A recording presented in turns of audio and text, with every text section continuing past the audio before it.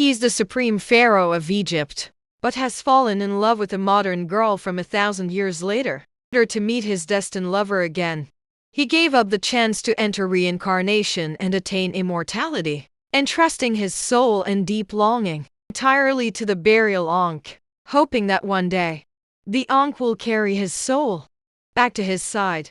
So, 3,000 years later, on a day in Egypt, the quick traveler Lin Lang arrived in this world and became a student majoring in archaeology.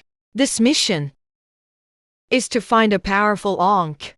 In Egyptian legend, after a person dies, they must go through many gates to reach the door of life. At this time, the key of life must be used to open the door and walk towards rebirth. Now many Egyptians wear Ankh symbols. Lin Lang also wears an Ankh necklace around her neck.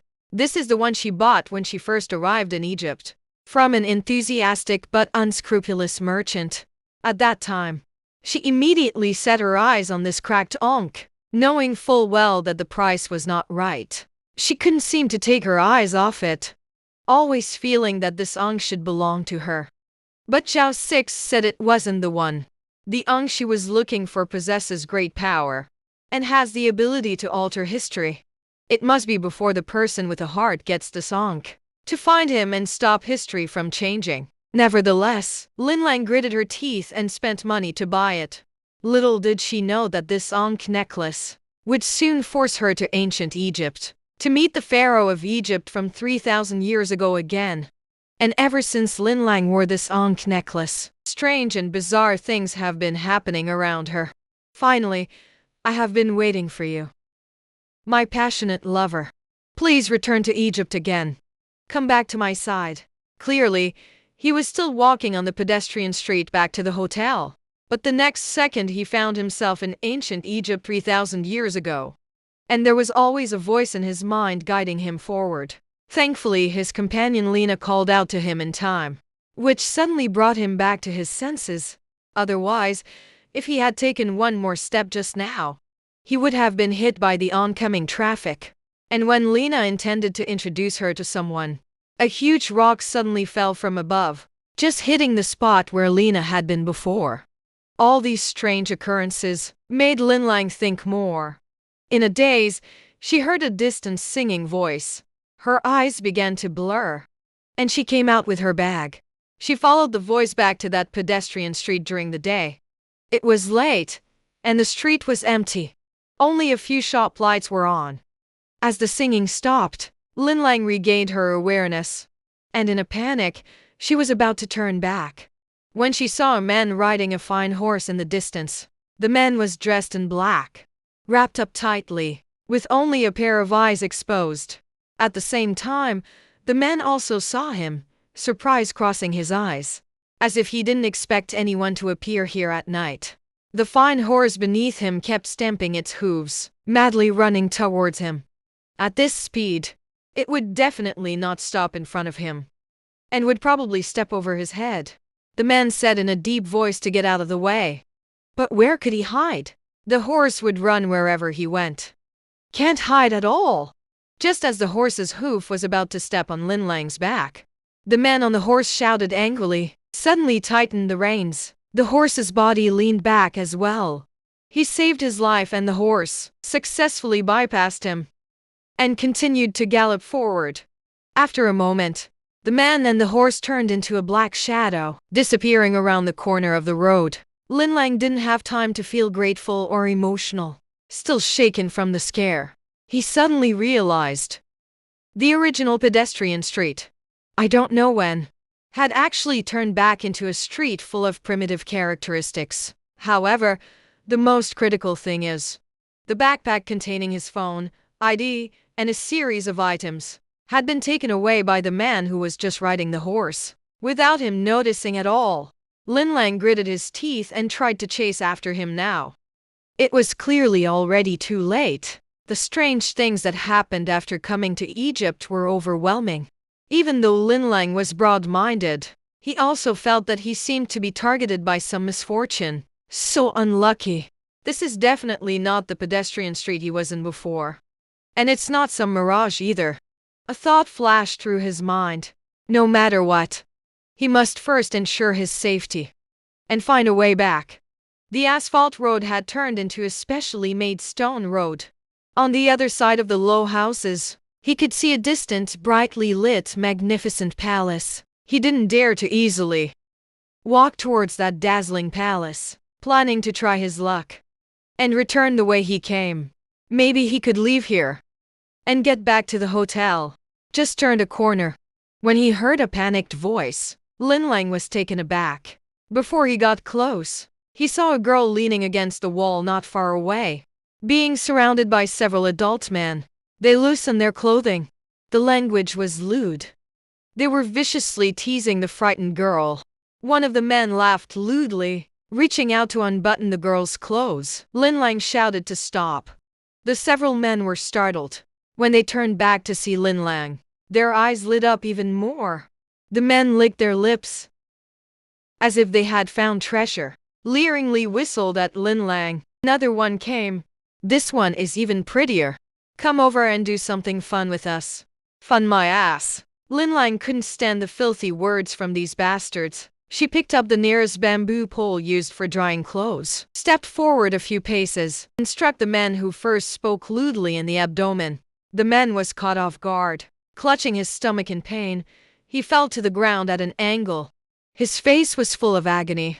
The other men looked very displeased. Their eyes were sinister. They spat and charged at Lin Lang. Lin Lang was not as strong as them, but she was quick and agile. The pole targeted vital points. Gradually, the men's cries of pain and pleas for mercy increased. Weren't they quite arrogant just now?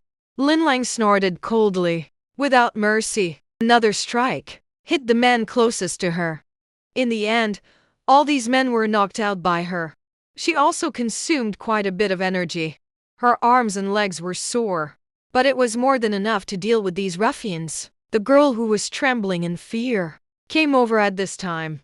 Her face was pale, seeing the men lying unconscious on the ground. She still felt a wave of palpitations. She looked up at Lin Lang gratefully. Thank you. You are really amazing. After a pause, he introduced himself. My name is Asha. No need to thank me. Lin Lang is quite skilled. Hello. My name is Lin Lang. Asha stared blankly at Lin Lang's outstretched hand. Her eyes were filled with confusion. Only then did Lin Lang remember. This was not the place he originally came from. Asha's clothes didn't look like what modern Egyptians wear. He was guessing in his mind. He asked Asha where this place was. Asha patiently explained. After getting the answer, Lin Lang pressed his temples. Sure enough, now he is no longer in the capital of Egypt, Cairo, but in Memphis, the capital of Egypt 3,000 years ago. That's right, ancient Egypt 3,000 years ago, during the reign of Ramses II, the 19th dynasty. Lin Lang told himself to stay calm. The surroundings were still filled with architecture characteristic of ancient Egypt. The distant palace was brightly lit. He couldn't find the original hotel, let alone contact Lena with his phone. Asha noticed that Lin Lang's appearance and clothing were not local. Plus, he looked lost walking back and forth. Asha hesitated for a moment and said, if you don't have anywhere to go right now, you can come to my house first. Asha also had an older brother. Their parents passed away early. The siblings relied on each other and opened a bakery. After all, he was going to stay at someone else's place. As soon as Lin Lang entered, he politely greeted him. Limania, who was keeping accounts, saw his sister return. He frowned slightly and was about to scold her for coming back so late, when he saw a strange girl following her in.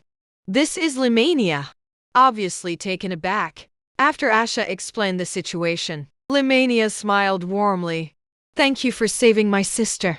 If you need anything in the future, feel free to tell me.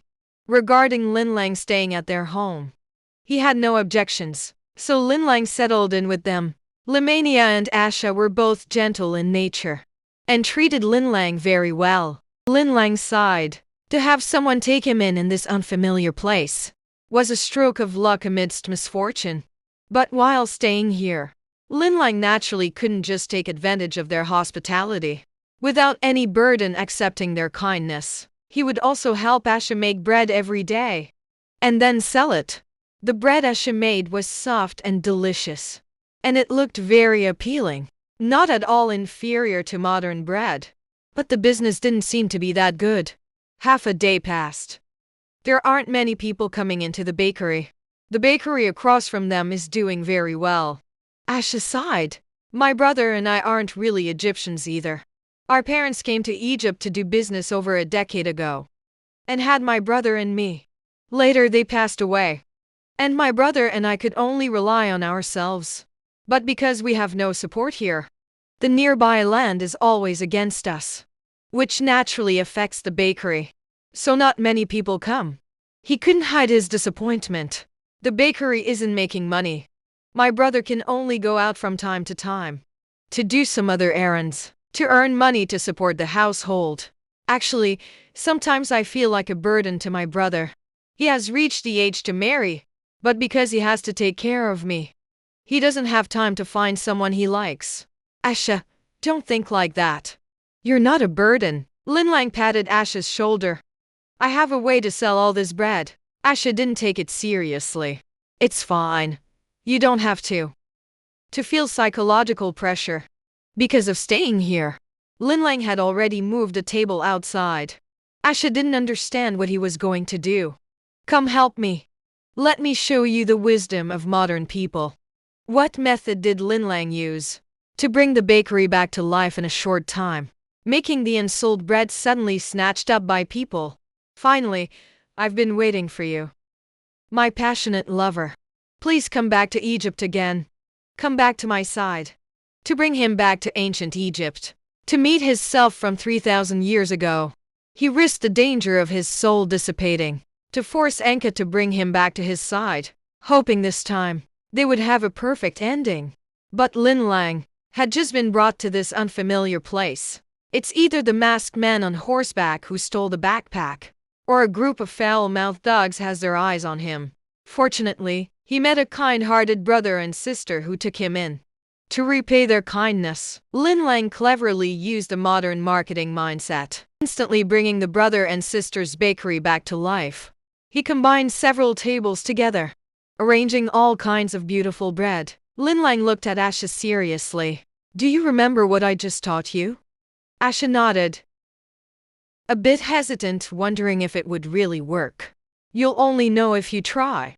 In the next second, he slapped the table, letting out a loud exclamation, which instantly attracted the attention of many people on the street. They looked at Linlang curiously, not knowing what he was going to do. Linlang looked at Asha in disbelief and asked, in other shops, 3 loaves of bread cost 10 copper pieces. But how much is it in our shop? Asha met his gaze and replied, 8 copper pieces. Linlang frowned, saying no. That's too expensive. Customers are friends. I can only offer my friends the lowest price. I need to lower it by 2 copper pieces. 3 loaves of bread for 5 copper pieces. Asha's eyes widened as she waved her hands, saying no. That's too cheap. Linlang put his hands on his hips, looking very assertive. Change it to 5 copper pieces. Asha looked at him in disbelief. Are you crazy? You lose money doing that. I don't agree. Linlang's expression was serious and earnest. Then are you going to sell this bread or not? Let me tell you. I can do without making a profit, but I must provide benefits for my friends. Asha was intimidated by his assertiveness, but still stubbornly said no. It can't be that cheap. I need to discuss this with my brother first. Linlang stopped looking at her. His gaze fell on the onlookers. Friends, we won't listen to him. In the meantime, whoever wants it, raise your hand. I'm selling it right now. If you wait, the price might go back up. The onlookers exchanged glances. They had never encountered such a scene, until someone started to ask, is it really that cheap? Then I'll buy 3 to try. One person started it. People couldn't help but join in one after another. If the modern, trick-filled sales methods were applied to the Egyptians 3,000 years ago, the effect would be quite obvious. Moreover, after people tasted how good Asha's bread was, They all became repeat customers. The bakery was bustling for several days. In contrast, his shop seemed much quieter. As a result, many people came to cause trouble. But Limania called a few friends to guard the place, and took down those who came to cause trouble. After that, no one dared to come out and cause trouble casually. But on this day, Linlang and Asha were about to close up after selling the bread, when an unexpected guest arrived outside the shop. Asha saw the visitor and covered her mouth in excitement. She quickly told Linlang, "This is the high priest of Egypt." At this moment, he was sitting in a palanquin, with a smile on his lips, asking Linlang to deliver the bread to his residence in the afternoon. Asha was surprised and a bit worried, but Linlang became spirited because he saw on the high priest's belt was a beautiful ankh. To find out more, he decided to take the bread and pay a visit. Little did he know, as soon as he arrived at the high priest's residence, he was locked up in an iron cage for questioning. At that moment, he was also questioned about the bread Linlang had brought. Carefully checked it over. After ensuring it was not poisoned, the high priest finally picked it up and took a gentle bite. Linlang sighed, "Can you let me go now? There really is no false marketing." The high priest chuckled softly. He put the bread down. "You are really cute. But can you tell me where you are from?" "What?" Linlang felt inexplicably nervous. The high priest rested his chin on his hand. "Your appearance and behavior seem not to be that of a local, nor do you look like someone from the neighboring countries of Egypt." Linlang met his gaze. He smiled warmly and harmlessly. If he weren't sitting outside the iron cage, looking down at him, he might think he was an easygoing person. To avoid unnecessary trouble, Linlang instinctively concealed his origins. "I came with a caravan, but encountered pirates on the way. I was the only one who survived. I made my way to Egypt, and was taken in by the siblings at the bakery. I am very grateful to them, so I helped them sell bread." "Is that so?" The high priest continued to smile, but the smile did not reach his eyes. "Eyes do not lie. Look at me and repeat it again." Linlang looked at him, his gaze sincere, and repeated it again. "Of course it's true." The high priest was silent for a moment, sighing, "I really misunderstood you." He raised his hand to signal the attendant to release him. As soon as Linlang came out of the iron cage, after expressing his friendliness towards Egypt, he was about to leave. The high priest suddenly stood up, suggesting that your eyes are beautiful and lively, which shows you are a clever person. "Would you like to work at the temple?" Linlang had not yet reacted. The attendant, who has been by the high priest's side for many years, was secretly shocked. "My lord priest actually invited this unknown girl to work at the temple. You must know how many people use connections, straining their brains to get into that sacred place. There, one might even have the chance to see Egypt's." Linlang, however, waved her hand dismissively. "I still prefer selling things at the bakery." The high priest raised an eyebrow, interest flickering in his eyes. "The temple offers great benefits. Why not go?" Linlang appeared indifferent and unambitious. "This position within the organization is better suited for your own people. I won't stay in Egypt for long. I am leaving the organization." The high priest was taken aback. Many of the girl's words he actually did not understand, but he could roughly guess their meaning. A faint smile curled at the corners of his mouth. "So the siblings' bakery business is doing so well. Do you know that a big tree attracts the wind? But if you go to the temple, I can send someone to secretly protect that bakery." A blatant threat. A typical case of giving a stick, then offering a date. Linlang scoffed. The Grand High Priest of Egypt has to resort to threatening people. The high priest was not the least bit embarrassed by being exposed. Forced by circumstances, he had no choice but to agree. When leaving, the high priest thoughtfully prepared a sedan for her. But Linlang knew this was not a gift. The high priest clearly did not trust her, an outsider. On the surface, he wanted her to work at the temple, but in reality, he wanted to supervise her. Although it was an overreaction, it also indirectly revealed that this person was very cautious. However, this was just the opportunity to investigate the Ankh on the high priest, to see if it was the one she was looking for. After Lin Lang left, the high priest, who had been gentle, suddenly became serious. He walked to the other side of the room, where there was actually a hidden compartment. In the depths of the compartment sat a man. The sunlight shone on the man's prominent nose. He rested his chin on his hand, with his eyes slightly lowered, his expression lazy and indifferent. But his aura made everyone present feel intimidated. The high priest walked over. Bending down respectfully, he said that the girl was very cunning, did not reveal any information. However, he seems to have no connection with the group that caused the horse to go out of control that night. There is no relationship. He has been by the side of Ramses II for many years. Many times. A single glance from him could convey the meaning. Just now, when Lin Lang was about to leave, it was indeed a signal from His Majesty that he would invite Lin Lang to work at the temple. At that moment, the high priest was also slightly surprised. For the first time, he couldn't figure it out. The pharaoh's intention to let this foreign girl work at the temple. As the sky grew darker, the sunset cast a glow all around. The men before him, who held the highest power in Egypt, looked up at the window, slightly lost in thought. After Lin Lang returned to the bakery, to invite the high priest to work at the temple, to tell Asha, the sibling, is reluctant, crying and not wanting Lin Lang to leave. Limania sighed at Asha. You shouldn't be so selfish. He has his own life. Lin Lang gently touched Asha's head, comforting Asha not to cry. There will be an opportunity to come out of the temple every month. I will definitely come to find you as soon as I come out. But you have to manage the bakery well. Wait for me to come back. This is our agreement. After comforting Asha, Lin Lang left the room and saw Limania, who had been standing outside the door for who knows how long. He was not surprised and greeted first. Do you have something to say to me?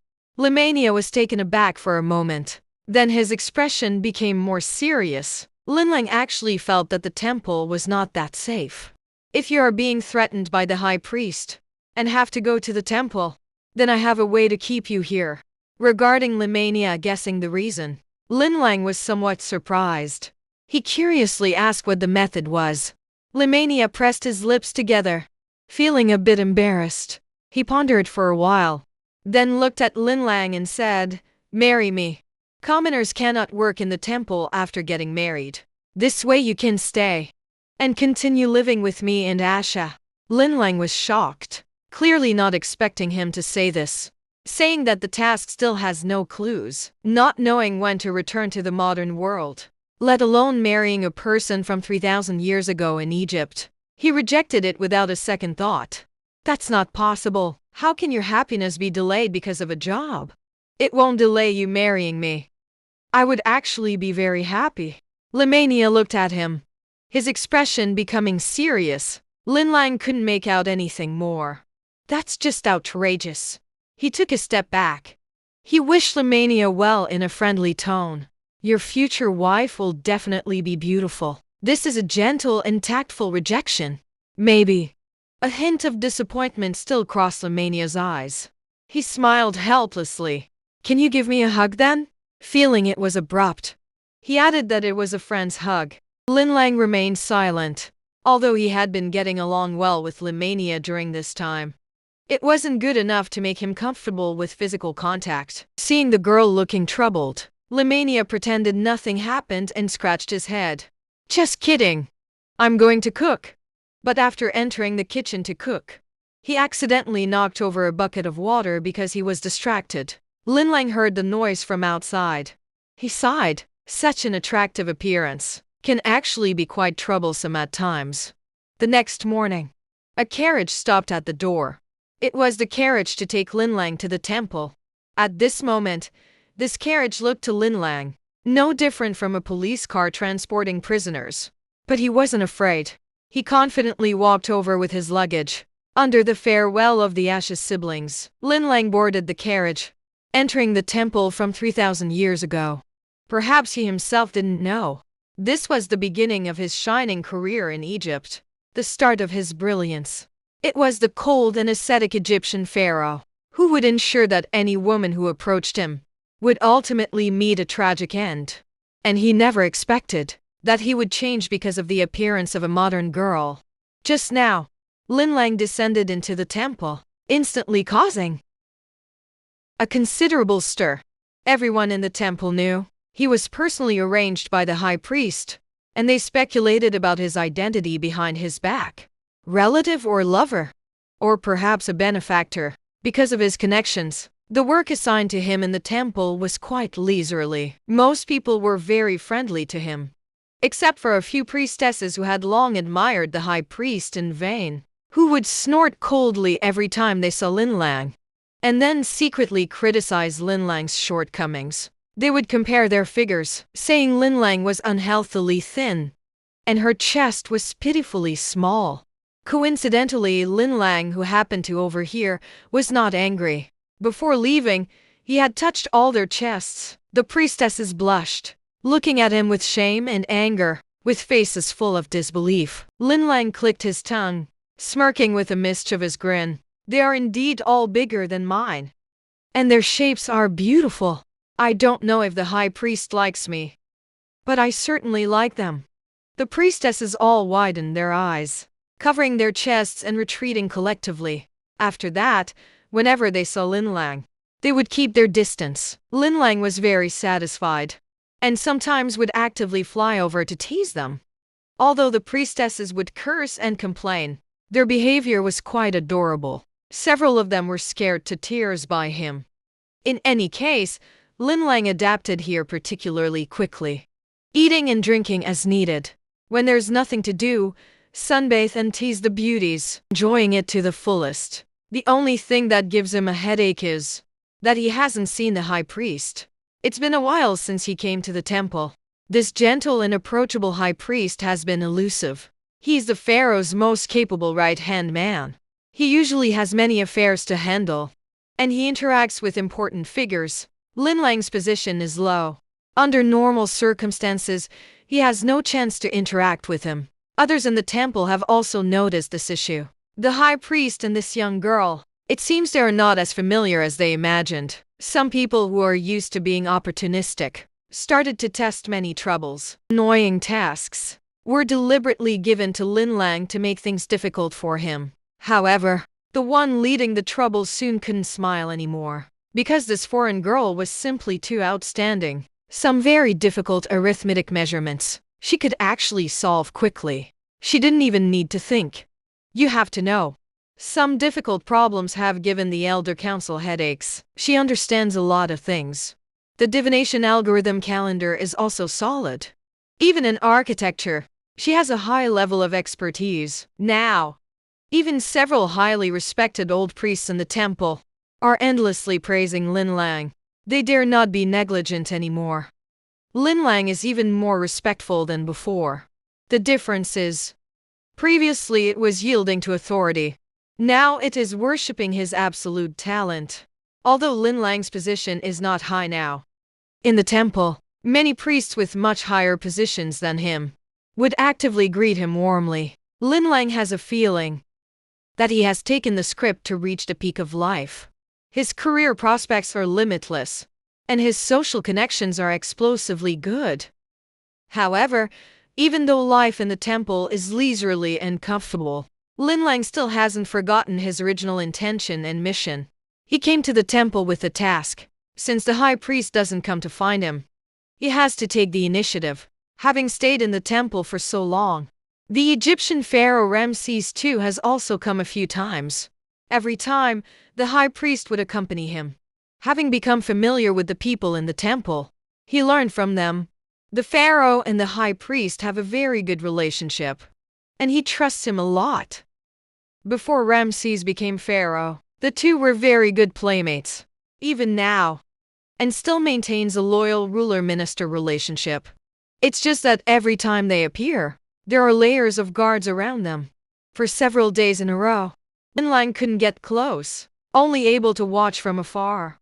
Half a month passed. That day Lin Lang had just finished eating, his mouth still unclean, when a female priest pulled him into the garden. Lin Lang, we actually can, you know. The female priest placed Lin Lang's hand on her full chest. With an intoxicated expression, Lin Lang was stunned. What the hell are you doing? The female priest twisted her waist, full of charm, giving Lin Lang a seductive glance. Lin Lang, do you know? Every time you scare me, I actually get very excited. My heart races quickly. You are more outstanding and charming than many men in the temple. The women of the temple serve the gods. To maintain the purity of their bodies, they cannot engage with man. But it doesn't say anything about women. Lin Lang, please hurt me a little. She took Lin Lang's hand and moved it on her chest. The intoxicated and obsessed expression didn't seem acted to Lin Lang, who looked as if he had been struck by lightning. Seeing the female priest's actions becoming more excessive, Lin Lang felt it necessary to slap her twice, to wake her up, just as he was about to lose control, and slap her. A slightly surprised voice came from not far away. What are you doing? The female priest's body stiffened, instantly becoming tense. She didn't expect there were others in the garden. If the priests in the temple found out that the two women were having an affair, the outcome would definitely be very tragic. Lin Lang also shivered, clearly having done nothing. But the scene before him made him feel guilty. There's always a bad premonition in my heart. Sure enough, he turned around and saw the high priest he hadn't been able to meet. At that moment, he was standing in a nearby pavilion, watching the two of them with great interest. There was more than just him in the pavilion. Next to him was a handsome man leaning against the stone pillar of the pavilion, tall and even more imposing. From this distance, one could still feel the aura of authority from the other. When the female priest saw the person in the pavilion, her face instantly turned pale. With a thud, she knelt on the ground, lowering her head and trembling. Lin Lang also didn't expect to be so unlucky. After finishing the meal, he was inexplicably pulled into the garden for a confession of love, which just happened to be seen by someone. He was still someone not to be trifled with. A big shot. In the pavilion, the high priest turned to Ramses and said something. A few guards came over and pulled the kneeling female priest up. No matter how much the female priest pleaded for mercy, the guards remained indifferent, dragging her away. Lin Lang watched from the side, feeling a bit anxious inside, and soon heard his name. Lin Lang, come here. The high priest's voice was like a gentle breeze, coming from not far away. The guards did not treat Lin Lang the same way they treated the female priest. Lin Lang walked to the pavilion on her own. The scorching sunlight was soon blocked, and the occasional breeze brought a hint of coolness. Around the pavilion, there were tall palm trees and other greenery planted. If you don't look closely outside, it's indeed not easy to spot the people inside. They didn't know how long they had been standing here, or how long they had been watching him and the female priest. I really didn't expect. Even the female priest in the temple was attracted by your charm, the high priest exclaimed, with a gentle smile at the corners of his lips. It seems bringing you to the temple was a wise choice. Lin Lang couldn't help but curse inwardly. This high priest is clearly just an old fox in a gentle disguise. Don't think he doesn't know that when he first entered the temple, those who deliberately made things difficult for him were all secretly instructed by this high priest. It was merely to test his abilities. Seeing the girl glare at him, the high priest was taken aback for a moment. The smile at the corners of his mouth deepened. He turned to introduce Lin Lang to Ramses, praising his talents and commending him for a series of contributions to the temple. The groom quietly raised his head, wanting to take a glance at the young king in front of him. However, as soon as he raised his head, he met a pair of deep-set eyes. Ramses was looking at him, his gaze calm, yet somehow it felt cold and chilling. He felt guilty and lowered his head again. It is rumored that Ramses entered the army at the age of 10, following his father, the previous Pharaoh Seti I, who personally went to the battlefield, battling fiercely. He indeed did not disappoint Setiai's expectations. With his strong political leadership and military talent, he became Egypt's new, brave and fearless young monarch, continuously expanding and developing this fertile land of Egypt, making it more and more prosperous. There are also rumors that Ramses has a volatile temper, and there was once a bold female priest in the temple who wanted to gain the pharaoh's favor, taking the initiative to offer affection. In the end, the female priest met a tragic death, becoming food for the lions. I don't know if it's an illusion. Linlang always feels that his eyes are very familiar, as if she has seen them somewhere. Looking up, his voice is deep and pleasant, but it is undeniable. Linlang can only look up at him. The man standing at the pinnacle of power in Egypt looks even younger than the high priest. What kind of reward does he want? Ramses values talent highly. Not only did he not pursue the matter from earlier, but he even wants to give him a reward. Indeed, talent will always be valued in any era. Linlang's tension dissipated quite a bit. He thought for a moment and looked at the high priest. I don't want anything too valuable. The high priest's belt is very beautiful. Can you give it to me? The surroundings became very quiet. Linlang could feel the atmosphere becoming somewhat subtle. Ramses did not speak. The high priest gave Linlang a strange look. In the end, Linlang did not receive the high priest's belt. Ramses instead rewarded him with a lot of fresh fruit. Linlang did not understand. Later, through inquiries, he found out that the high priest's belt, only his wife can have it. So what he said that day was undoubtedly in front of Ramses, expressing affection for the high priest. Linlang felt embarrassed to face the high priest now. Who knew the high priest was so particular? A belt has a special meaning. Fortunately, they did not pursue it and just dismissed him with fruit.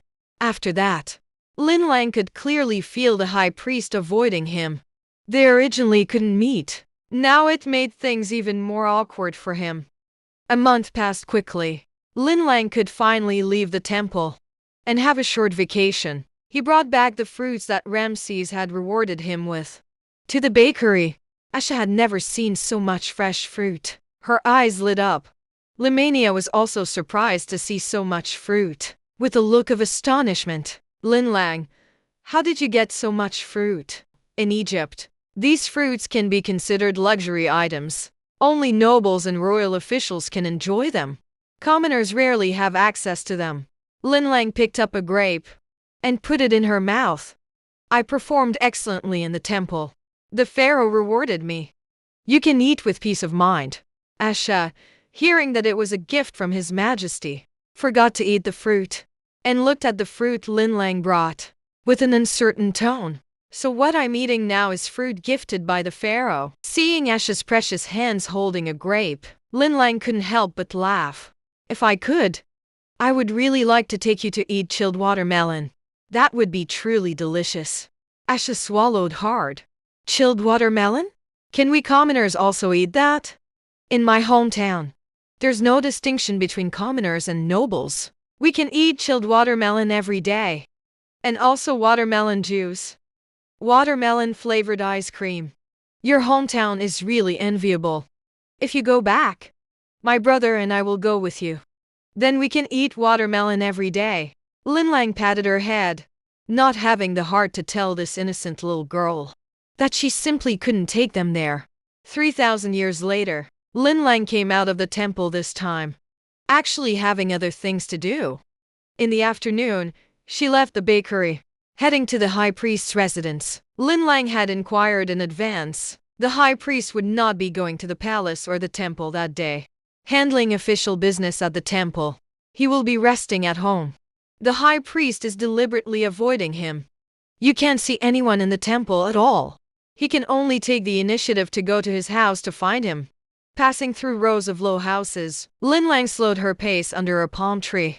He glanced around with his peripheral vision, pretending to enjoy the scenery. Counting to 30 in his mind, he suddenly accelerated and started running.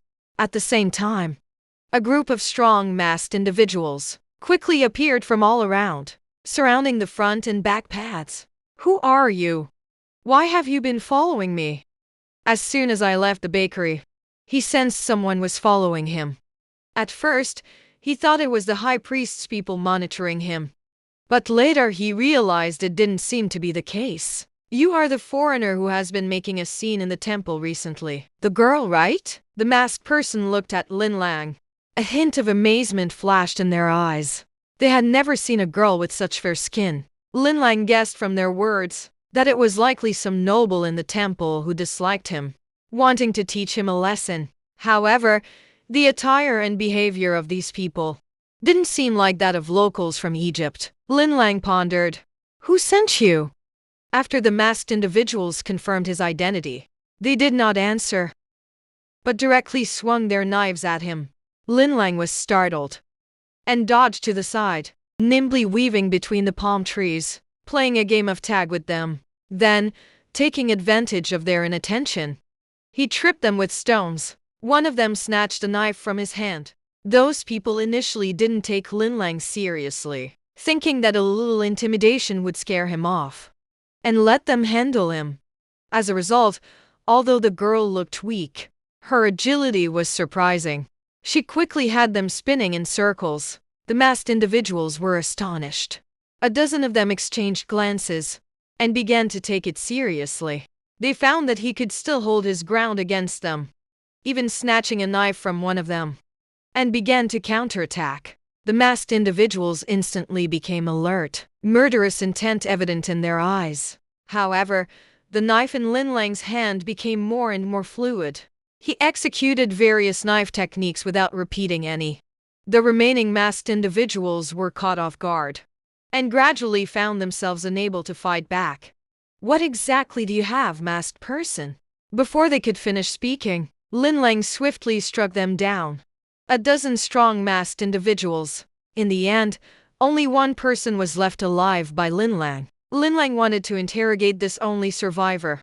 As a result, the person pretended to be compliant on the surface, but suddenly threw a handful of powder. Lin Lang accidentally inhaled it. Instantly, he felt dizzy and disoriented. The masked person's expression was sinister. He pulled out a smaller dagger from behind. He raised it and lunged at him. Lin Lang wanted to defend himself, but he felt weak all over as the dagger drew closer. In the next second, a sharp sword came through the air, piercing the masked person's arm that was holding the dagger. The masked person let out a painful howl. The dagger fell to the ground with a thud. Everything happened too quickly. Lin Lang didn't even have time to react. Because he inhaled the powder, his attention began to waver. His body couldn't support him and he fell to the ground. Before closing his eyes, he saw a tall, slender man holding a bow. Lin Lang fell into a deep sleep. "Your Majesty, you guessed correctly." They indeed couldn't help but take action. The high priest looked at the fallen masked individuals, and then at the sleeping girl. "He really is quite remarkable." The high priest was stunned. He saw the usually lazy and indifferent man actually walk over. He gently picked up the girl who was lying on the ground. Lin Lang woke up again, finding himself in a strange room. His clothes had also been changed. Just as he was in shock, a maid came in from outside with some fruit. "You're awake," Lin Lang pointed at himself. "The clothes on me were changed by me for you," the maid said with a smile. "You can call me." There Lin Lang slowly breathed a sigh of relief. "This is the palace. His Majesty instructed that you should rest well. If you need anything, you can tell me." "What His Majesty?" Lin Lang's heart, which had just calmed down, suddenly jumped again. Panicked, she shouted out Ramses' name. The goddess looked flustered. "Miss Lin Lang, you cannot directly call His Majesty by name." Lin Lang had just woken up, her mind still unclear. She quickly covered her mouth. "Oops, I misspoke. Pretend you didn't hear that." "Didn't hear what?" A calm and powerful voice came from the doorway. Lin Lang's body stiffened. It was quite tense there as well. After receiving Ramses' glance, he silently exited the room. The room was very quiet. Ramses leaned against the bench, looking at the girl across from him. With her head down, her fingers skillfully peeled the grape skin. Her fair fingers were stained with juice, shining with an enticing luster. After peeling it, she wanted to hand it to him. Ramses gently raised an eyebrow and fed me. Seeing the girl obediently feed the grape into his mouth, she secretly rolled her eyes when looking down. He was taken aback. Then a hint of a smile crossed his eyes. You seem not afraid of me. How could that be? I admire you very much. You are the most outstanding and greatest man in all of Egypt. And you saved me before. My admiration for you is like the endless flow of the Yangtze River, never ceasing, just like the Yellow River. She peeled the grape skin while flattering him. But it seemed ineffective on Ramses. Shut up, noisy. Lin Lang obediently shut her mouth. Ramses looked at her for a while, his deep eyes reflecting the image of the girl. That night. Why were you alone on the street? Lin Lang was taken aback. That night. She met his gaze. Images flashed through his mind. In an instant he remembered. The person riding that night was actually you. Did you take my backpack? Ramses squinted his eyes. He did not deny it. Where exactly do you come from? Why have I never seen the things in the bag? He had someone bring the bag over. Lin Lang saw her backpack. It was like seeing an old friend in a foreign land. Tears filled her eyes. Just as she was about to touch it, it was taken by Ramses. He took it away. Lin Lang watched the things in her backpack. He took them out one by one. Phone, power bank, ID card, sanitary napkins, sunscreen spray, cola, and a few bags of snacks. He first picked up a bottle of cola and shook it. What's inside this? Poison? Lin Lang was speechless. She directly took it and took a sip in front of him. This is cola. Not poison. Ramses looked curious. He took it and had a sip too. At first, the taste was a bit strange, but it seemed a bit addictive. He couldn't help but lick his lips. He took another sip. How is it? Tasty, right? Seeing the effect was good, Lin Lang opened another bag of chips. This one is also very delicious. He took a bite. The chips made a crisp sound. Ramses followed and ate a piece. It was indeed very crispy. The taste was also good. Lin Lang watched Ramses with a look of curiosity. He secretly smiled. Fried puffed food plus happy soapy water. Very few people can resist their temptation. How is it? None of these are harmful things. I really am not a spy. Or anything like that. To prove myself, Lin Lang actively introduced other things to him. Until he was about to introduce the sanitary napkin, Ramses took one and opened it himself, calmly wiped his mouth in front of him. The egg evaluation is good. Lin Lang showed an awkward expression. It's not for wiping the mouth. He noticed that her expression was off. Lin Lang smiled, quickly tried to mislead him. It's for wiping the mouth. Ramses always felt that Lin Lang's gaze at him was a bit strange. Just as he wanted to continue asking, Lin Lang spoke up first. Your Majesty, I assure you, I have absolute loyalty to Egypt. There are absolutely no ill intentions. You see, I have shown you all these things. Can you trust me now? But you still haven't answered my previous question. Where do you come from? Don't try to lie. My hometown is very far from here. You can understand that I am a modern person. Ramses clearly has never heard of it. This place shows no emotions. Where is modern? East of Egypt. Perhaps even further. Clearly seeing Ramses's impatience, Lin Lang sighed secretly. He really is not easy to fool. I am not very clear about the route either. I came with a caravan. First, we crossed a vast ocean. Then it took a long time to arrive in Egypt. He tried to make his expression and tone more natural. In front of this Egyptian monarch, even a slight oddity would be noticed. Ramses did not speak. Lin Lang secretly observed his expression. Although Ramses seems easy to talk to now. After all, he is a person from 3,000 years ago. And still the Pharaoh of Egypt. Maybe 1 second he is calmly talking to him. The next second he could behead him. Time passed second by second. Lin Lang tentatively called out to him. Seeing that he did not show displeasure, He continued, I have said what I needed to say. Can I have my things back now? Ramses looked up at him and spoke. Let's see how you perform. Linlang looked puzzled. Ramses stood up from the bench, taking his things with him before leaving. Who can guarantee you are not lying? During this time, stay in the palace. I will observe your performance. Linlang's eyes widened, almost cursing out. Seeing him suddenly turn back at the door, he quickly put on a smiling expression again. Ramses raised an eyebrow, said nothing, turned around and left. Linlang watched his receding figure, cursing in his heart that he must be bored. He has already shown such loyalty and introduced all his belongings. Not only did he not return his things, but he also wants to forcibly detain him. Does he really look like a spy?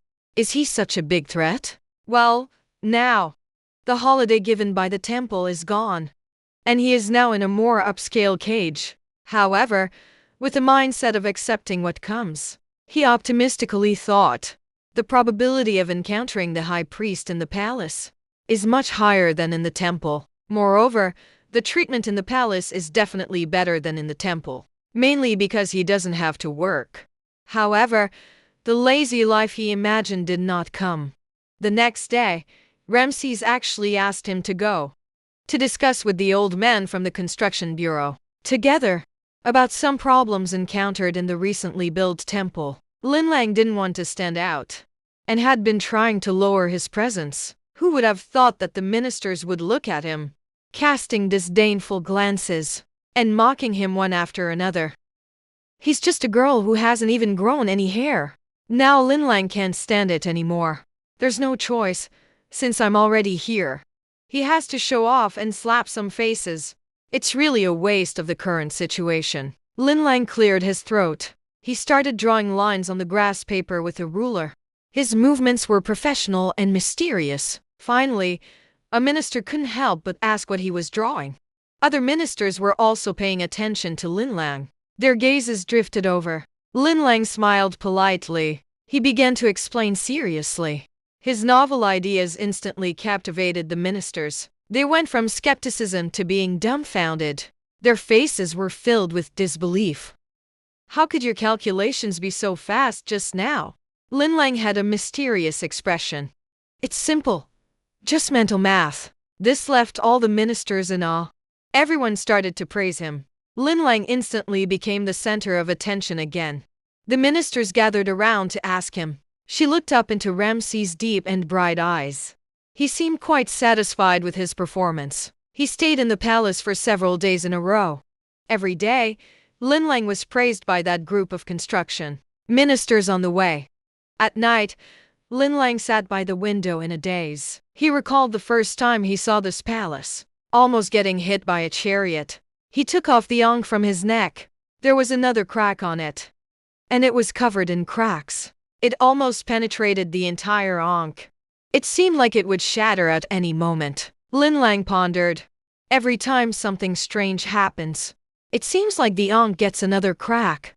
It seems that this time he came to 3,000 years ago in Egypt may be related to this ankh. The other cracks on the ankh, do they represent that the previous owner also encountered strange events? Linlang secretly collected quite a few ankhs. The only suspicious one that he couldn't obtain was the ankh on the high priest's belt. That ankh can only be possessed by the high priest's wife. It must be very valuable. It has a special function. It cannot be given to outsiders. He cannot marry the high priest. Linlang frowned because of this. Not only because of the ankh, but also because Ramesses was coming to his place. He comes every evening after handling official business. He brings snacks. The palace chef has also tried to replicate them.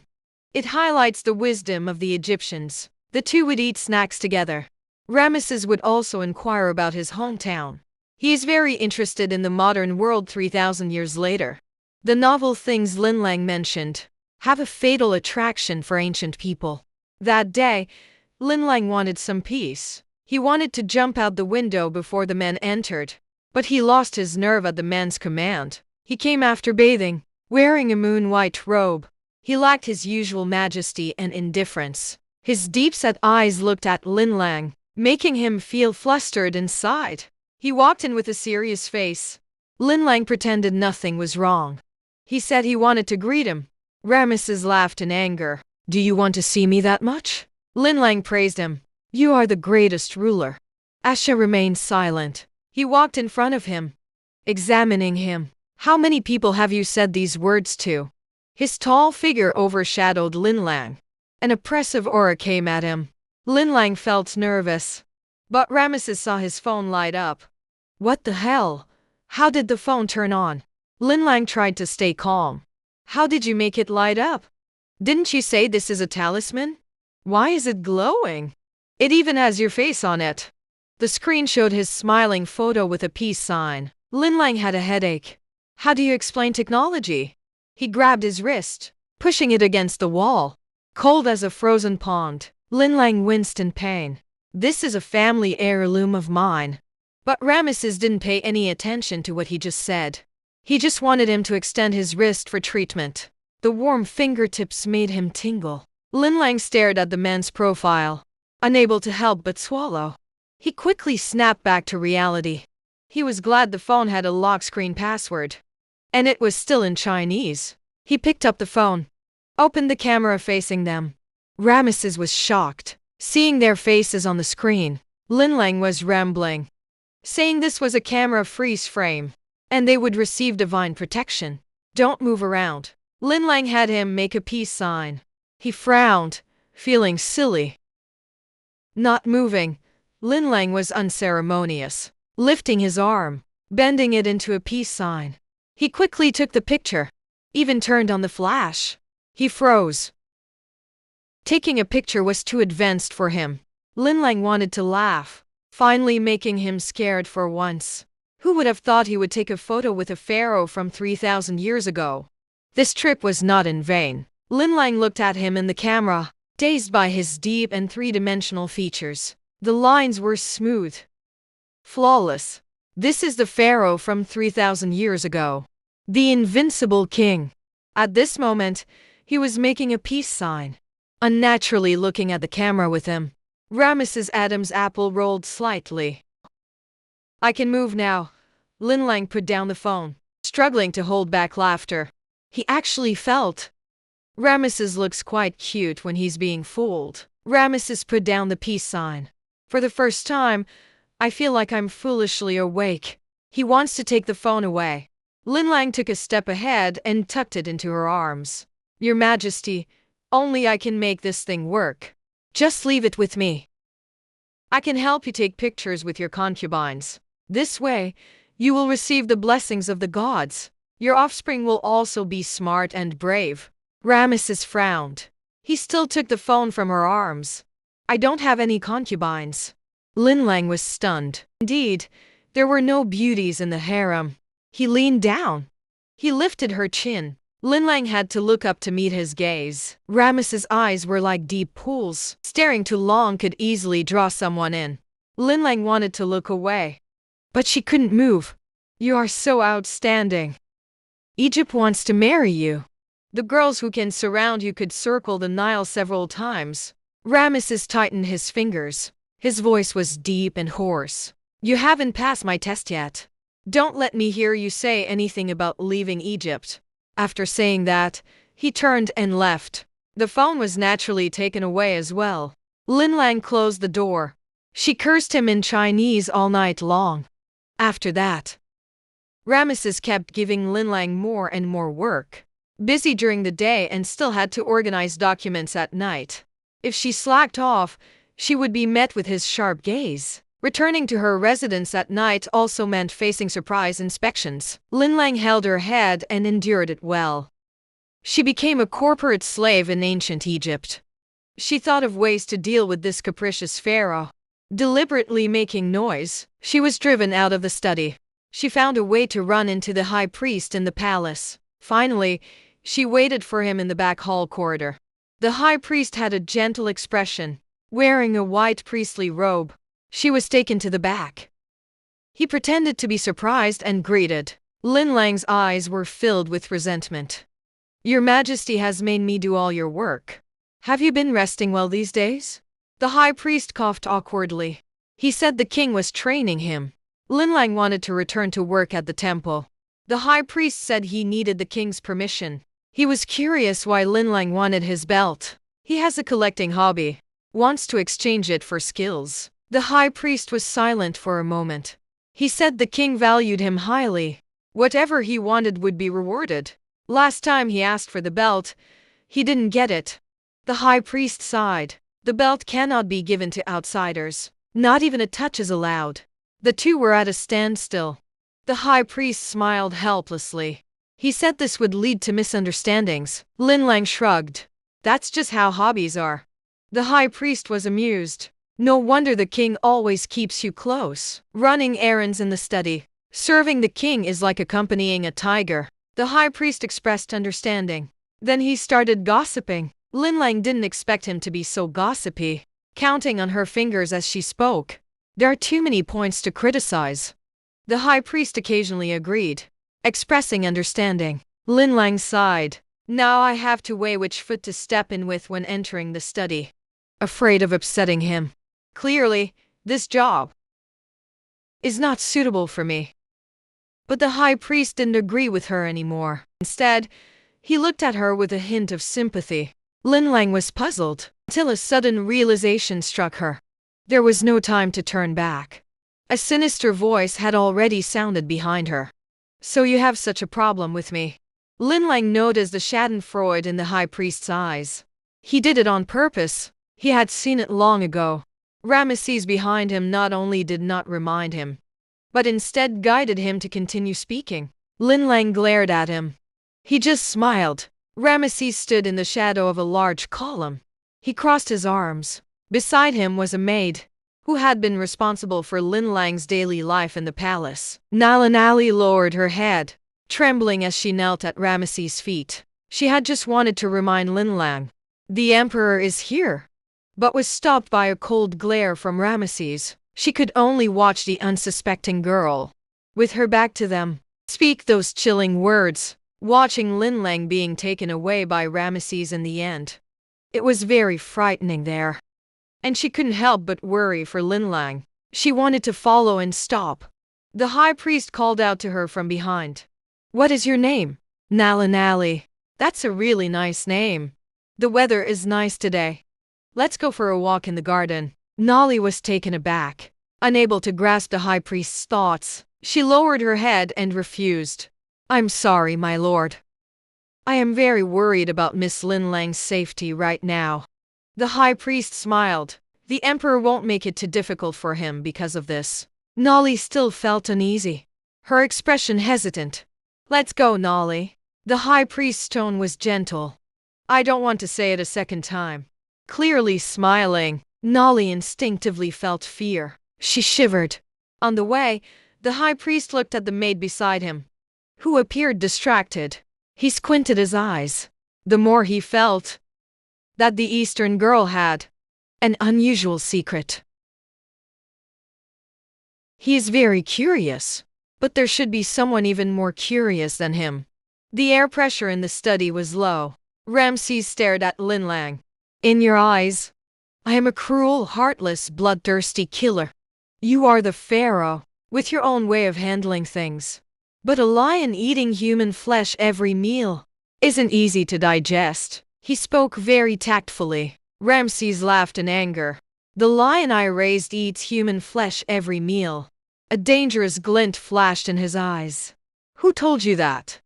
If I were to expose someone, would you feed him to the lions? Without a hint of hesitation, Ramesses spoke flatly. Rumor-mongers should be punished. Linlang tugged at the corner of her mouth. Your Majesty, you are quite honest. I am not you. Speaking inconsistently. Your Majesty, what is your status? What is my position? Some things I really didn't dare to say. Ramesses was curious. So who exactly told you? I forgot that person might have said it unintentionally. And I overheard. There are so many people in the palace. I can't remember clearly. Ramesses chuckled awkwardly. It seems there are still too many idle people in the palace. Seeing the gradually dangerous expression on his face, Linlang seemed to guess what he wanted to do. Whether true or false, You are still the Pharaoh of Egypt. The people of Egypt worship and believe in you. You have the responsibility to protect and safeguard them. You should not indiscriminately kill the innocent. Ramses looked at her. This time, the girl did not pretend to be timid, but raised her head to look him in the eye. There is a saying in our hometown: water can carry a boat. It can also overturn a boat. You are a brave and skilled politician, but the people of Egypt surely hope you can also be a benevolent and wise king. Ramses did not speak. He gazed at her eyes for a long time. Linlang returned to her place at noon. There, she had been waiting for a long time. Seeing that he was fine, she felt relieved. Linlang smiled and skipped. Sorry to have worried you. She reminded him not to say frightening things in the future. Linlang sighed. She claimed to have been schemed against by the high priest. After leaving, she wouldn't have to endure his anger. He was surprised that Linlang wanted to leave. He said the pharaoh valued her. He might even marry her. Linlang laughed and said it was impossible. She only wanted to marry a man who was loyal to her. She didn't like being constrained. The outside world is much more interesting than the palace. Linlang didn't know what had upset Ramses. It might have been the previous preaching that offended him. He was removed from his work in the study. She hadn't seen Ramses for several days. It was just right to play go with Nolly. Sometimes it was also boring. She thought it would be nice to have a phone. Unknowingly, several days passed. That night, Linlang dreamed of snatching back her phone. But she was awakened by Nolly's scream. A crazed lion charged at Nolly. Nolly fell and couldn't get up. Linlang reacted quickly. She grabbed a guard's bow and arrow, aimed at the lion's right leg. She shot an arrow. The lion instantly roared. It spared the trembling Nolly nearby. It turned and lunged at Linlang. The guard beside her saw the golden-haired lion pouncing. He was too scared to react. But Linlang was quick to respond. She strapped the bow and arrow to herself, pushed the guard to another place, while she dodged in the opposite direction. The next second, the claws came through the air. They brushed past the two of them, pounced on the spot where they had just stood. The two avoided the golden-haired lion's attack. When the lion was about to eat the guard, Linlang quickly shot an arrow at its other leg. The lion had never been provoked by anyone. It turned and lunged at Linlang. Linlang sidestepped to avoid it. But the lion quickly turned around, attacking again. Linlang didn't have time to draw the bow. Just as the lion was about to swallow her, Enka suddenly glowed faintly. The lion was stunned. Linlang took the opportunity to climb a palm tree. The lion circled and roared under the tree. Linlang leaned on a branch, gasping for breath. Looking over there, she shouted for someone to calm down. The lion's legs were injured, but it excitedly jumped, trying to bite Linlang. Linlang climbed a bit higher, remaining motionless. Finally, she waited for Ramesses to arrive. He calmly directed his guards to capture the lion. The lion was quickly taken away. Ramesses walked to the base of the tree, his gaze fixed on the one in the tree. Linlang had actually fallen asleep from exhaustion. Linlang dreamed that someone seemed to be stroking him. Just as he was enjoying it, his calf hurt. He woke up to meet Ramesses' gaze. Linlang felt guilty and nervous. When he stood up, his calf hurt again. He also noticed that he was injured. Ramesses told him to sit still. He bent down to help him apply medicine. Linlang wanted to pull back his leg. He wouldn't let him. Then he awkwardly asked, "Where's Nolly?" His expression was not good. He said he risked his life to save an inconsequential maid. Linlang said Nolly was very good to him. She's a friend. Ramesses said saving Nolly was also his choice. Had he ever thought he might die? But Linlang told him to take care. Lion. Ramesses is trying hard to suppress his anger between his brows. Linlang has angered him. He was locked up. And he wasn't given any food. Nolly secretly brought food in the middle of the night. Linlang ate it with great relish. Nolly tenderly helped Linlang apply medicine to his calf. Linlang even comforted him in return. Shadows moved outside the window. The high priest poked his head in and said Linlang adapted well to the environment. Linlang asked if he was the one who had Nolly bring the food. The high priest smiled but said nothing. Lin Lang said Nolly had no right to bring food in the middle of the night. Unless someone allowed it. Ramesses wouldn't do that. Then it must be him. The high priest shouldn't pretend either. Everyone is eyeing his country's advanced technology. The high priest hurriedly said it was a misunderstanding. Lin Lang didn't want to beat around the bush. He wanted to close the window, but the high priest said there was something. He asked Lin Lang to go and coax Ramesses. Lin Lang had a blank expression. He still wanted to close the window. The high priest said after he was locked up. Ramesses was in a bad mood. The ministers were anxious. He asked him to go find Ramesses and say soft words. Lin Lang smiled. You teased me before, inducing me to deliberately speak ill of Ramesses. I haven't asked you for an explanation yet. The high priest coughed. This is another misunderstanding. If you want my help, then it's an equivalent exchange. The high priest guessed that Lin Lang wanted his belt. He felt a bit troubled. I really can't give this belt to outsiders. Lin Lang said just to touch it after it's done, and then return it. The high priest was skeptical. Lin Lang wanted to close the window again. After struggling and sighing, the high priest relented. The deal was made, and Lin Lang was pushed to the entrance of Ramesses' chamber. Realizing that coming in the middle of the night was not very appropriate, Lin Lang turned back and saw the high priest signaling him with his eyes to hurry inside. Inside the palace, it feels like a cold and terrifying monster resides there. It's too late. He needs to rest. Let's choose another time. He might be flirting with a woman. Is it inappropriate for me to go in like this? The high priest couldn't help but laugh. It seems you still don't understand His Majesty well enough. The high priest sighed lightly. He performed a ceremony that Lin Lang couldn't understand. Go in. I assure you. His Majesty is definitely not flirting. Lin Lang felt that what he said was strange, as if he was going to catch him in the act. His Majesty is very special to you. Only you can make him different.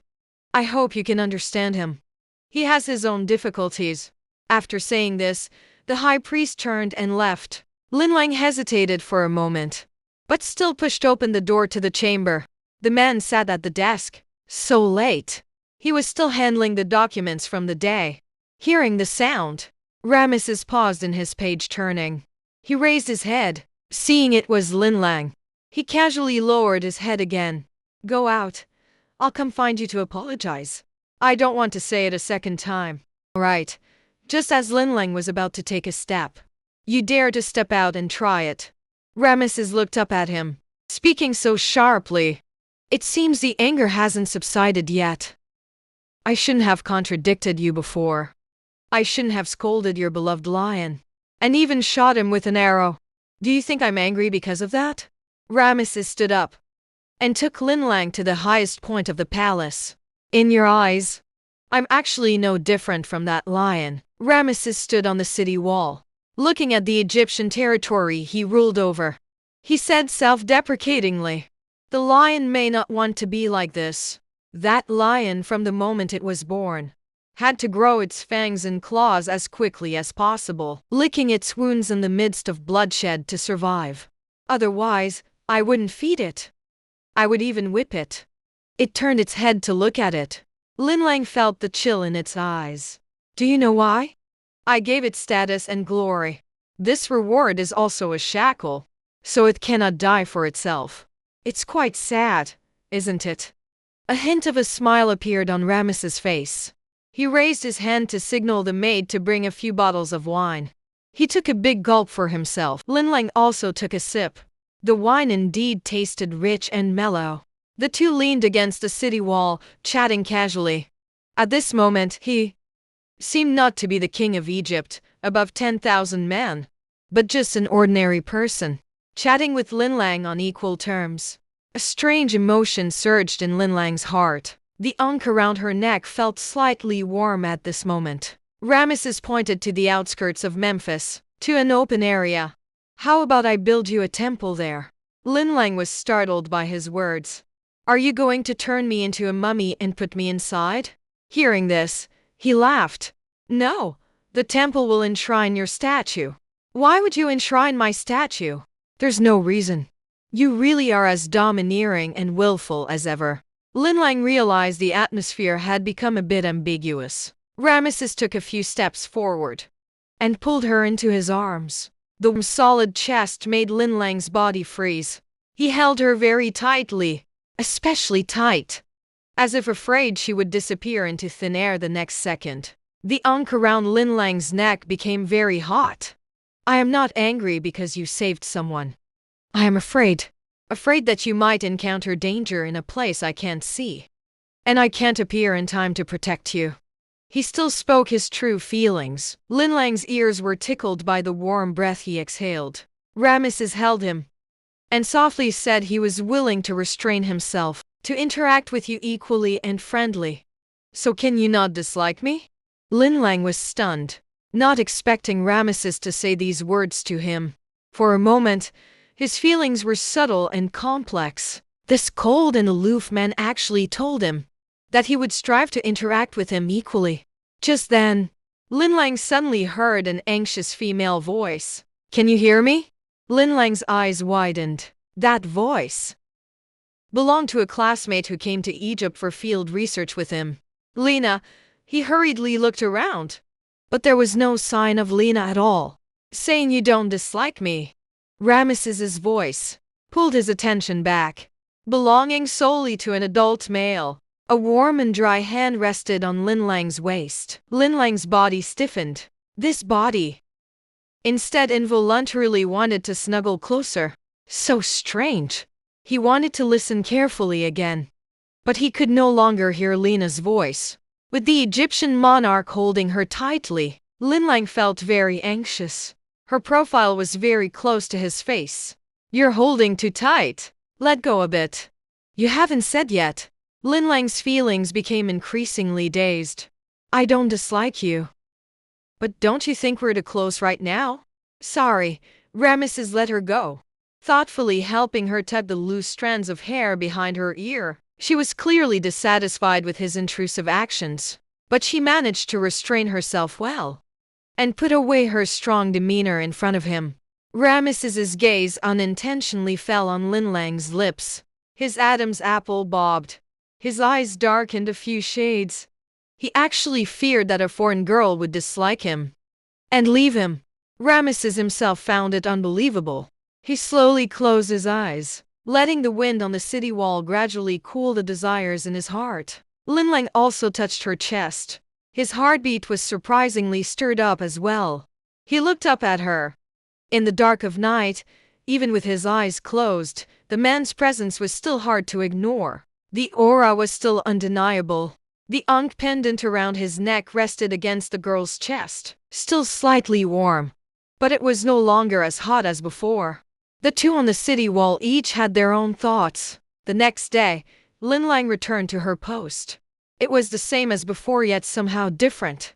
Ramesses was always watching him.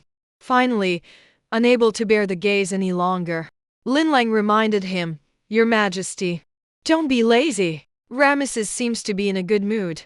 With a slight smile, don't call me Your Majesty anymore. Just call me by my name. And the one being lazy is that pigeon by your window. It's too full to fly now. Linlang calmly waved her arm, chasing the pigeon away from the window. Destroy the evidence. You must have seen it wrong. Ramesses raised an eyebrow. A smile flickered in his eyes. It was indeed a mistake. Hearing this, Linlang immediately breathed a sigh of relief. Days passed like this. The high priest, who had been missing for many days, finally arrived at the palace. In Ramesses' study, the high priest admired Linlang for calming the majesty so quickly. Not only was he released, but he also seemed even more unrestrained. His majesty was also indulgent and pampering towards him.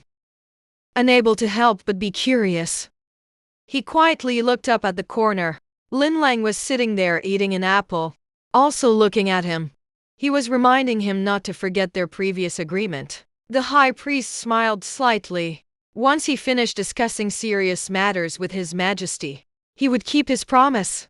The high priest was thinking this when he turned his head again.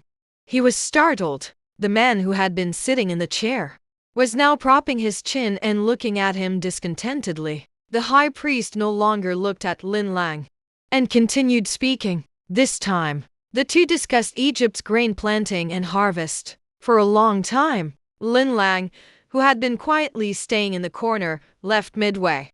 The high priest sighed in relief. Your Majesty, you have gone to great lengths to earn his trust. It seems the effect is quite good now. Lin Lang probably wouldn't have thought. That night, it was Ramesses who instructed the high priest. Let the maid deliver food to him, and the high priest will guide him to find Ramesses. It is also the will of Ramesses, Your Majesty. He insists on wanting my belt. The high priest's expression became serious, looking at him. My belt seems to be very important to him. Ramesses looked at the belt on the high priest. An ordinary belt, with a green ankh embedded in the middle, because it has been worn for a long time. The surface is somewhat worn. There is nothing particularly different about its appearance. That day, Lin Lang was in a good mood, because he finally got the high priest's belt. However, after some inspection, he found it still wasn't the ankh he was looking for. Lin Lang returned the belt to the high priest, not even glancing at it again. The high priest was momentarily stunned, surprised to take back the belt. He observed his expression, not missing the fleeting disappointment in the girl's eyes just now. Somewhat curious. Haven't you always wanted my belt? Why change your mind now? It wouldn't be that you want to use it on me, would it? As an idea for another belt? Seeing the high priest covering his own belt, making a move as if to step back, Lin Lang laughed out loud. To put it simply, I just don't like it anymore. Interests come quickly and go just as fast. Anyway, thank you still. After parting with the high priest, Lin Lang stood in the corridor feeling gloomy. A clear pool of water caught his attention. He walked over and sat by the edge. The lotus flowers in the pool swayed with the wind. Lin Lang felt the breeze. With his hands supporting his cheeks, he gazed at the lotuses, in a daze, wondering where the ankh he was looking for was. When Lin Lang saw Ramesses, he was leaning against a thick row of bookshelves, studying his phone closely. Lin Lang thought he had unlocked the screen password. He took a few steps closer to him, only to realize he was just staring at his photo on the phone screen. What's wrong? Ramesses looked up. Lin Lang naturally reached out, wanting to take the phone, worried you might mess with it. He offended the gods. However, Ramesses slightly raised his hand and dodged away. He lowered his gaze and pointed at the photo on the phone. Why is your image always on there? This is my phone's image. Having it on there is a kind of authentication. Look at the battery level on top. It's the phone's lifespan. When this green bar runs out, then it can't be used anymore. Lin Lang decided to speak more seriously, to make him stop messing with his phone. After hearing this, Ramesses indeed put the phone down. It always gives me a feeling of being out of reach. Otherwise, I might as well lock you up. Lin Lang hurried over to give him a shoulder squeeze and a back pat. Don't. I really don't want to be locked up again. Don't be afraid. I was just joking. Your expression just now didn't seem like a joke. At noon for lunch, Lin Lang had lunch with Ramesses. The maidens came gracefully, setting various sumptuous dishes on the table. So many beauties. No wonder Ramesses has so many wives. Thinking of this, Lin Lang felt complicated inside and a bit uncomfortable. She looked up at the person across from her. Seeing him look over, he smiled, his eyes curving up. Lin Lang's heart skipped a beat. Her gaze slightly flustered next. The aroma of the food on the dining table gradually smoothed the unusual waves in the girl's heart, tempting her appetite. Try it. Ramesses is thoughtful, pushing some dishes towards her. It's very delicious compared to yours. Each has its own characteristics. All are delicious, but this is healthier. The girl spoke while eating, her cheeks round and full. Ramesses smiled. Had someone pour Lin Lang a glass of fig juice to aid digestion, then eat more. There are many you haven't tried yet. You'll get to eat them all in the future. Rest assured to stay in Egypt. Egypt will be your second home. So I guess I'm quite lucky to have you as my support here. Lin Lang's eyes curved up, smiling at him. The girl's smile was bright and radiant. Ramesses was momentarily stunned, trying to maintain his usual calm and steady expression. Stay by my side. As long as I can do it. Any of your needs can be met. Hearing this, Lin Lang smiled. I increasingly feel you are like the ruler of Egypt, someone with a kingly aura. Ramesses raised an eyebrow, thinking this was Lin Lang's praise and admiration for him. Lin Lang tried hard not to laugh. Everyone in the palace likes him very much, praising him endlessly. But he has secrets. Staying in the palace may just be a temporary plan. He will leave. Thinking of this, Ramesses narrowed his eyes dangerously. He cannot let him leave freely. He is still too trusting of others. Ramesses chuckled softly. As the king of Egypt, it has made him accustomed to fighting for everything he wants, no matter the means. In the second before looking up, his eyes were also filled with dark calculations, which he managed to conceal well. Ramesses picked up the wine cup, personally refilling the finished fig juice for Lin Lang, to the brim again. His attitude was casual and natural. He placed himself on an equal footing with her, seemingly really learning seriously how to interact with him as an equal. Watching the girl who had packed her bags and was about to climb the wall, Nolly spoke up with a troubled expression to stop her. Miss Lin Lang, what are you trying to do? Lin Lang didn't expect Nolly to suddenly return. Her heart sank. She instinctively glanced at the shop entrance. No one else came in. Lin Lang quietly breathed a sigh of relief. To leave the palace quietly, she could only climb the wall. Now she has already been discovered there. To avoid complications, he definitely cannot back down this time. Ramesses is difficult to deal with. He will not restrict his actions in the palace, but he won't let him leave the palace. Lin Lang knows. Ramesses intends to use another method. To soak him in a jar of sweetness. To clip his wings. And keep him as a canary. He will play along with the plan, just to lower his guard. And then take this opportunity to secretly search for nearly a month, finally confirming that there is no Enka he is looking for in the palace. I miss home very much. My family is still waiting for me.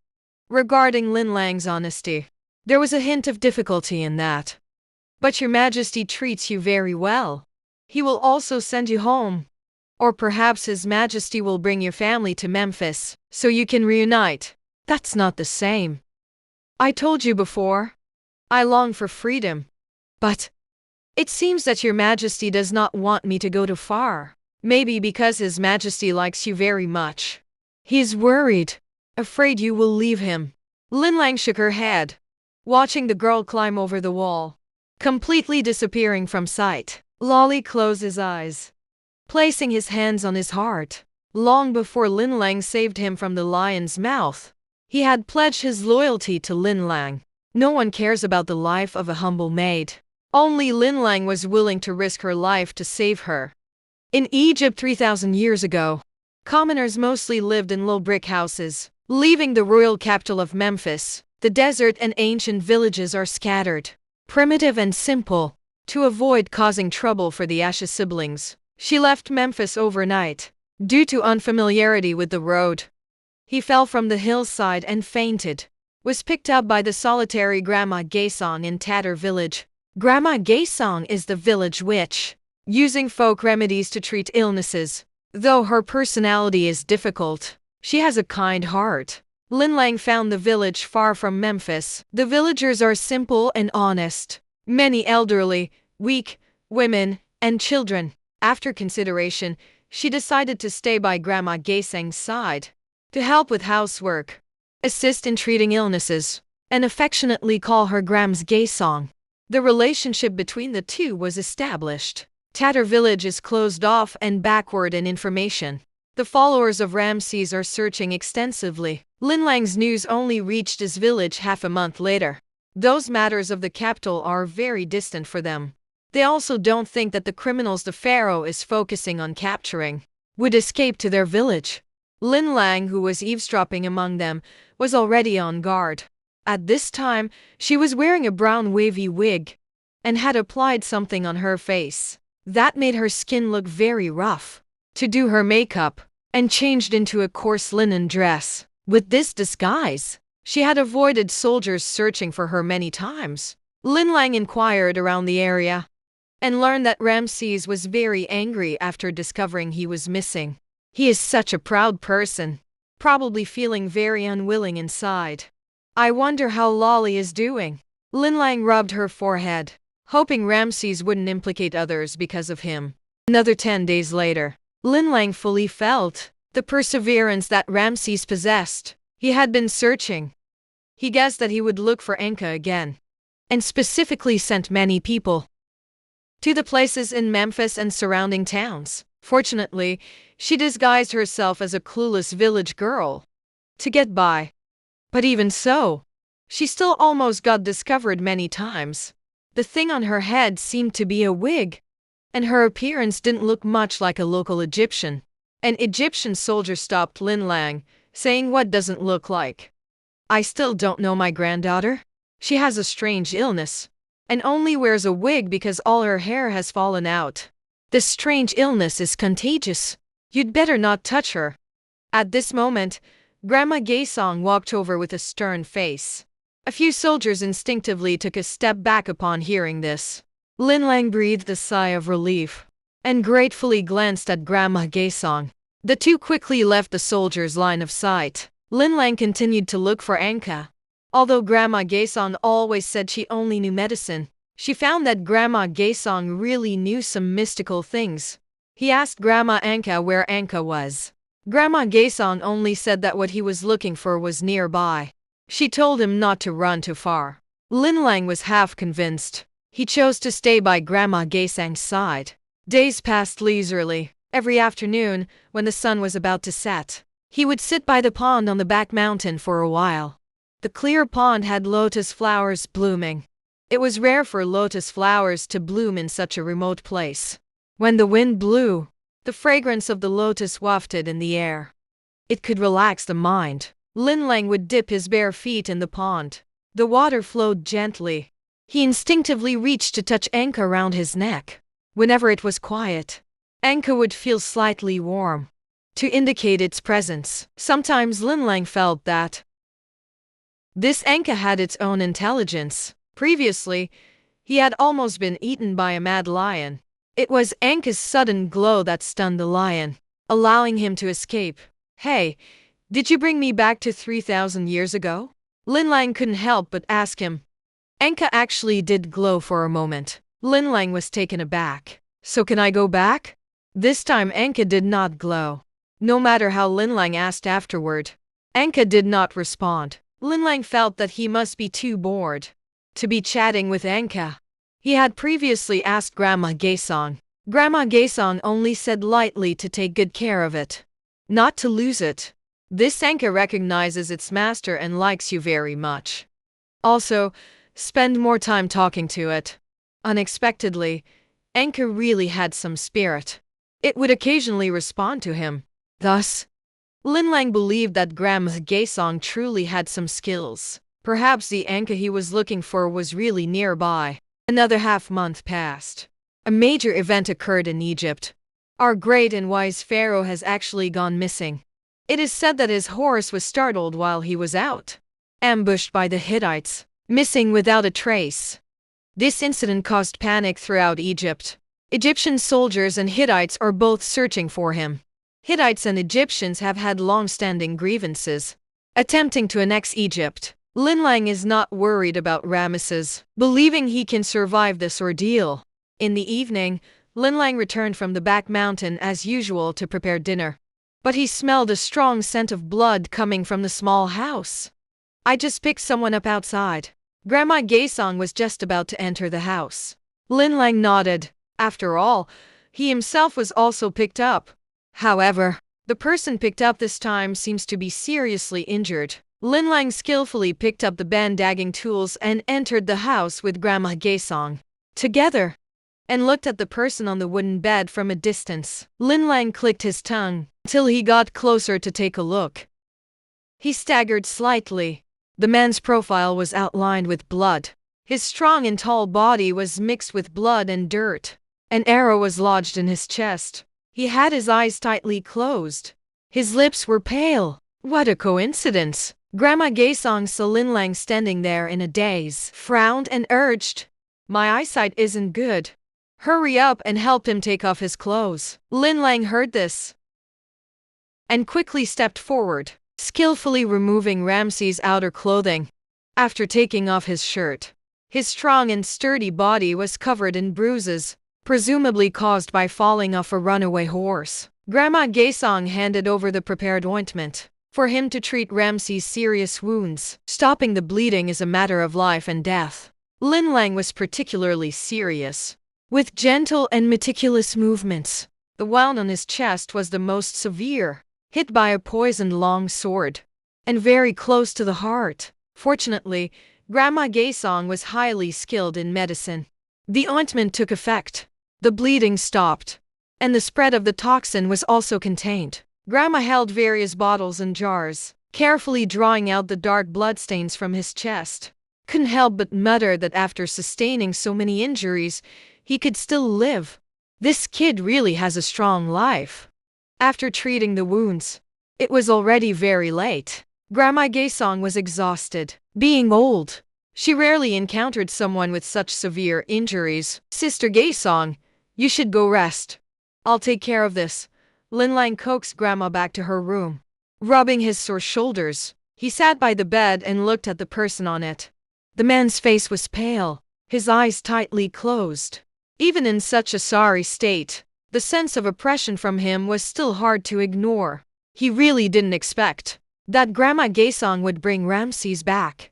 He wondered what Ramses would think when he woke up and saw him. Outside the window, it was already late. Lin Lang planned to notify the soldiers searching for him in the morning, to have someone take him back before he woke up. But he hardly slept all night. Before dawn the next day, he went outside and found that Tatar village and the surrounding villages were all sealed off. The Hittites must be looking for Ramses. The village's location was remote, with hills blocking it. It's not difficult for the Hittites to secretly control the surrounding villages. Lin Lang hurried back. Before the Hittites search for people, he needs to hide the unconscious Ramses well. He successfully avoided a disaster. But he couldn't contact the outside world. He also couldn't leave Ramses. He could only stay here for now. Lin Lang felt a bit of a headache. There was only one bed in the room. Grandma Gaesong was in another room. She didn't like being disturbed. Now that Ramses was seriously injured, he couldn't sleep on the floor. Grandma said to squeeze in with him.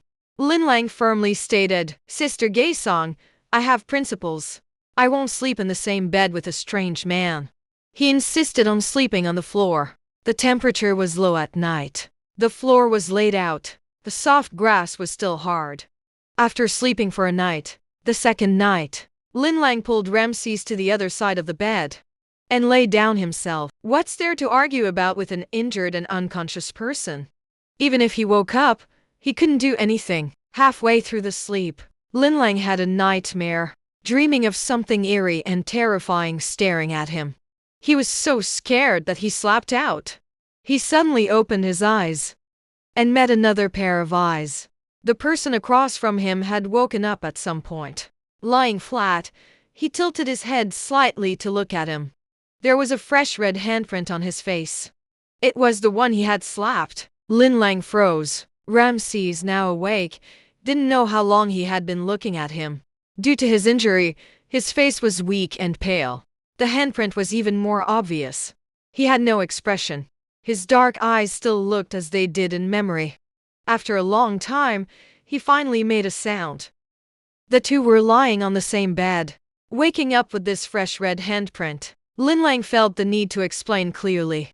"Do you have any water, Ramses?" His throat was hoarse from lack of water. Lin Lang got up to pour water. He was weak, unable to move. He looked up at him. There was a hint of helplessness. Lin Lang steeled himself to help him up. "Here, drink some water." He took a sip of water. His throat felt a bit better. The surrounding environment did not question. Lin Lang avoided the topic. "There are people outside looking for you." Ramses hadn't eaten for a long time. Sitting for too long made him weak. He leaned on Lin Lang's shoulder and coughed. Lin Lang wanted to push his hand away, but hesitated in midair. Seeing his pale face, he couldn't bear to pull back. What do you plan to do now?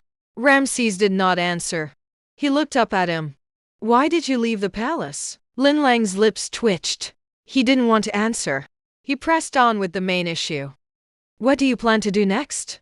You are in danger of being discovered by the Hittites at any moment.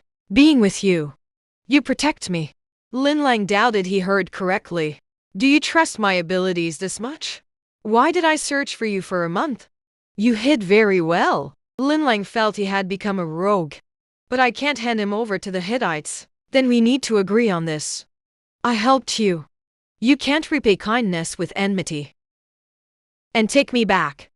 I won't repay kindness with enmity. Then will you still take me back? Depending on the situation, Lin Lang suppressed the urge to hit him. He talked about the situation outside.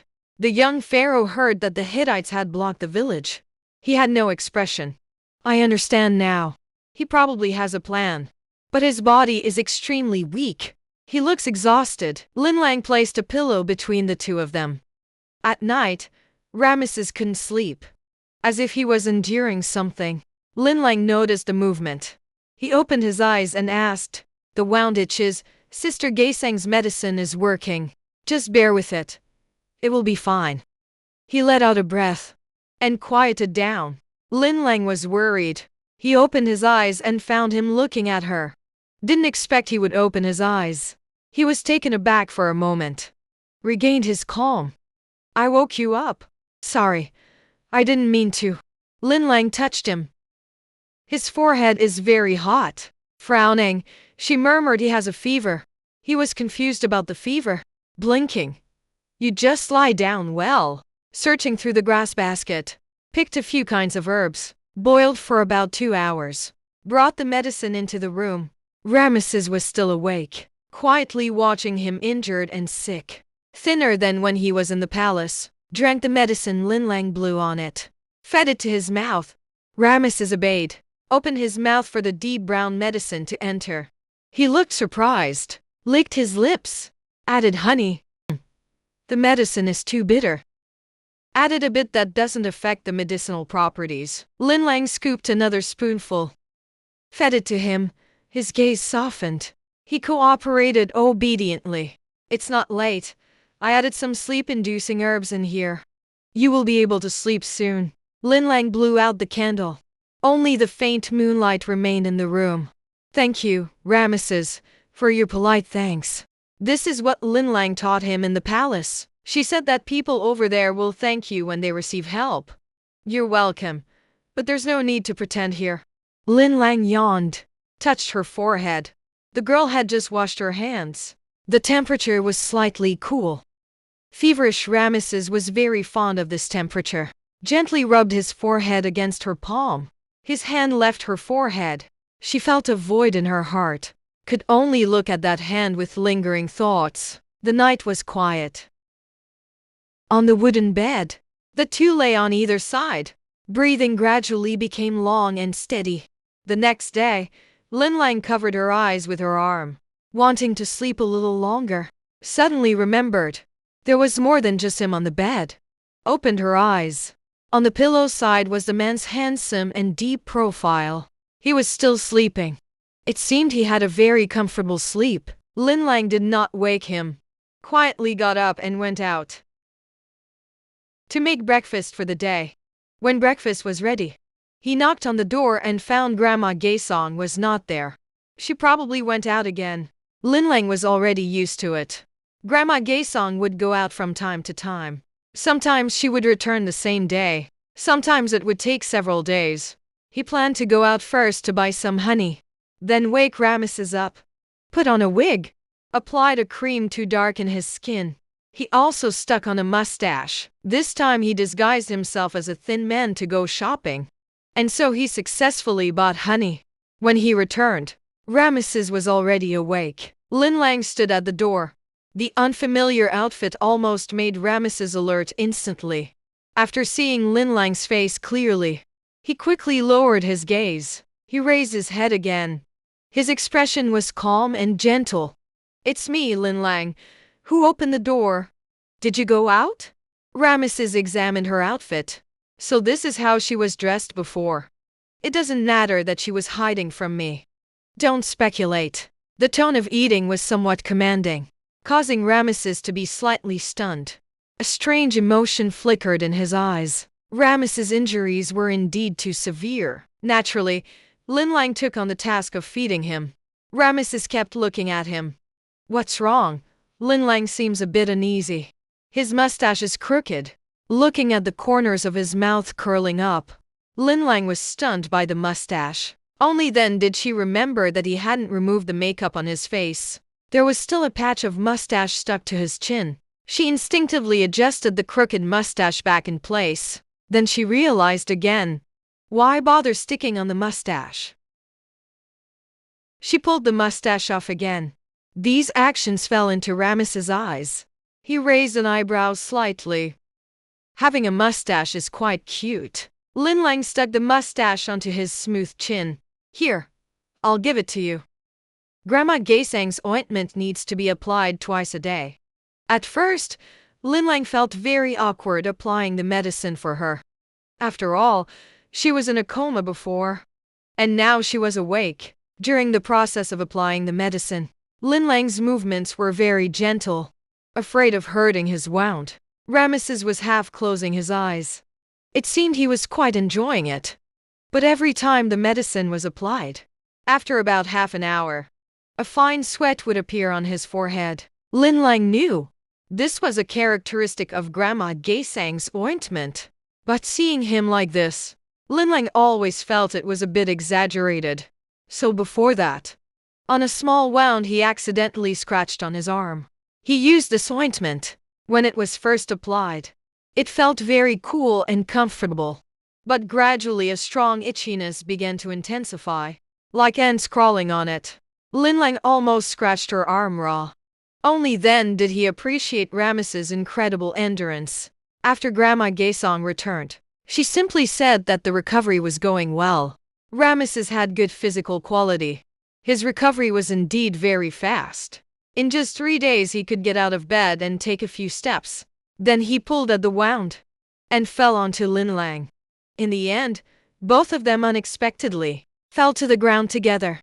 Ramesses reacted quickly, instinctively using his arm to protect the back of her head and her back. Lin Lang didn't fall hard, but the wound on the man's arm seemed to have opened up. A faint smell of blood lingered in the air. Lin Lang felt frustrated. She reached out to push him, but couldn't move him. The man also had no awareness of getting up. His tall figure completely covered her beneath him. But he intentionally controlled his weight, not to press down painfully on her. Lin Lang pushed him again. "Can you get up or not?" His voice also carried a hint of helplessness. At such a close distance, the other person's high nose bridge brushed directly against his nose tip. Breath felt like feathers lightly tickling. Lin Lang wanted to push him away with all her strength, but was afraid of touching his wound. Ramesses held her down as she struggled. His voice was a bit hoarse, the girl's bright, and her clear eyes that left him helpless. At this moment, in Ramesses' view, there was a deadly attraction. He suddenly spoke up. "Sorry. What's wrong?" Ramesses' Adam's apple rolled.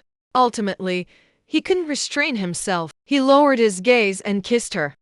At the moment their lips touched, Lin Lang's body stiffened. His movements gently pressed against her. The corners of his lips turned slightly, as if testing. Seeing her in a daze, he let out a low laugh from his throat. His tongue further explored into her mouth. Lin Lang finally reacted. She closed her mouth, but it was already too late. He had already invaded. Domineering yet gentle, Lin Lang felt her hands and feet go numb from the kiss. His breath was too aggressive, yet carried a gentle seduction. She almost couldn't hold back, letting out a soft moan. She really couldn't take it anymore. He bit him. Only then did Ramesses hiss, reluctantly withdrawing. His bite was not light. There was a fishy taste on his tongue. He wasn't angry. Instead, he leaned against his neck and laughed. The laughter was very cheerful. His chest shook. He trembled along with it. After laughing enough, Ramses rubbed his earlobe.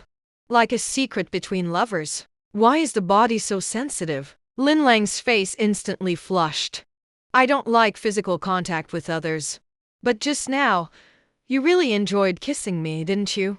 No, not really. I was just asking him. I won't tease him anymore. Turning over with a smile, rolling off him, lying flat on the floor with him.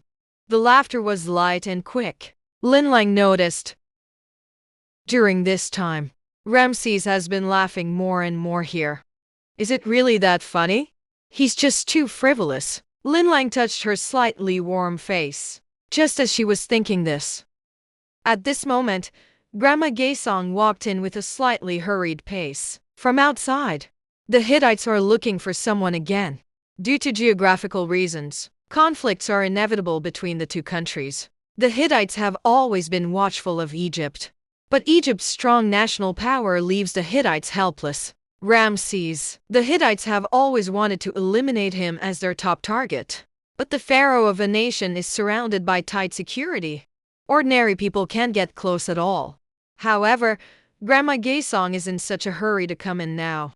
She is not here to remind Ramses. This reminds Lin Lang that Ramses' identity is too special. Without his consent, Lin Lang did not reveal his identity as the Pharaoh of Egypt.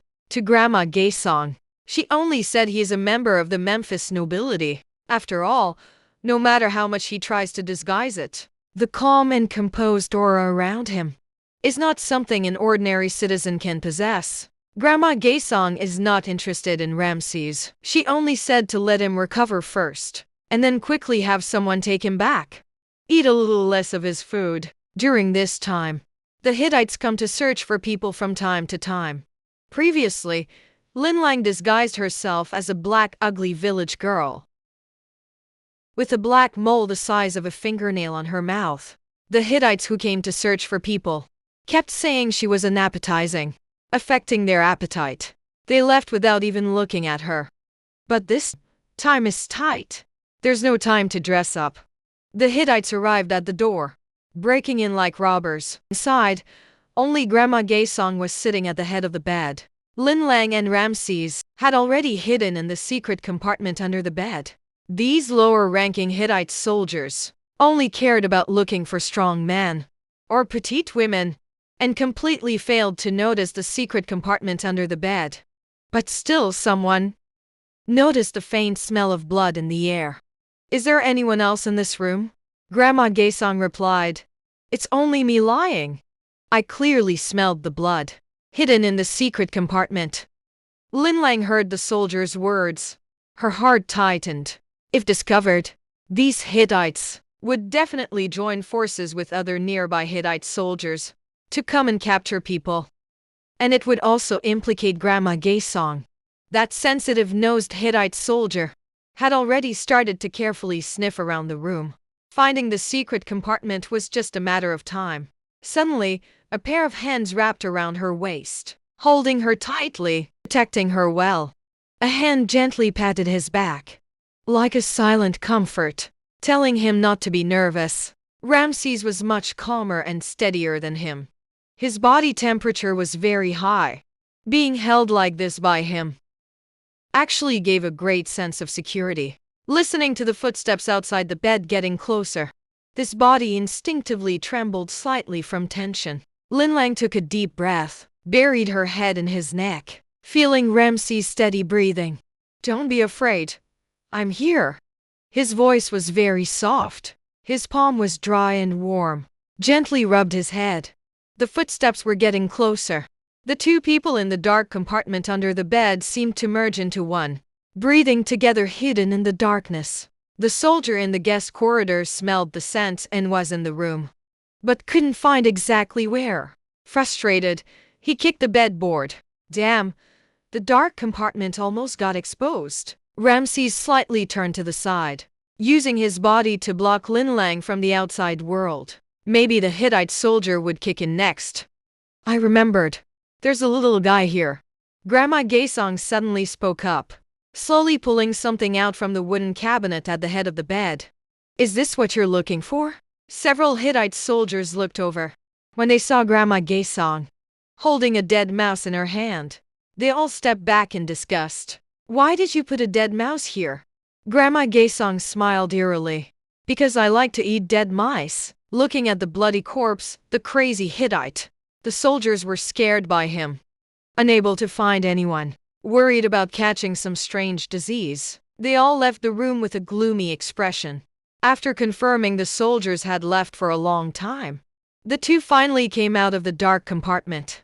The wounds on Ramses' body that had just healed had reopened a lot. Lin Langray bandaged him.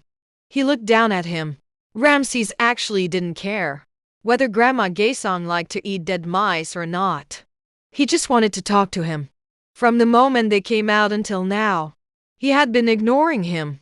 The girl pressed her lips together and pointed at herself. A redder lobe. The top was licked with a layer of watery red hue. It lingered for a long time. What's wrong? He asked knowingly. The good deed you did in the dark grass just now. I feel like you're too nervous. Helping you shift your focus. Ramses' voice was innocent. Lin Lang increased the pressure of the bandaging. Ramses didn't actually feel pain, but he knew he was angry. No matter what he said, Lin Lang ignored him all day. But at night they still had to lie together. A pile of blankets was placed between them as a barrier. You couldn't see the person on the other half of the bed at all. But it wasn't long. When the blankets were taken away by Grandma Gaesong, I said I couldn't find the blankets. Turns out they were here. The old woman's voice grew fainter. The blankets were taken away. There was no barrier in between, revealing the faces of the two. Ramses gently poked her shoulder with his finger. Don't touch me. The girl covered herself with the blanket, turning her back to him. Ramses raised an eyebrow. Right now, he was fiercer than the lion he had once tamed that didn't recognize its master. Yet he strangely liked her this way. With rich emotions, it also allowed him to feel the vibrancy of normal communication with others. The joy of being ignored did indeed give him a bit of a headache. Ramses disliked showing weakness. This time he didn't care about his pharaoh's dignity. He actively softened his voice. Are you angry? Lin Lang didn't say anything. He sighed lightly, with a smile of helplessness. I represent Upper and Lower Egypt to express my deep apologies to you. Forgive my rudeness during the day. Wealth, status, land, slaves, temples can all be given to you. Can we have a truce? His serious tone sounded like he was really negotiating. But where is the negotiation?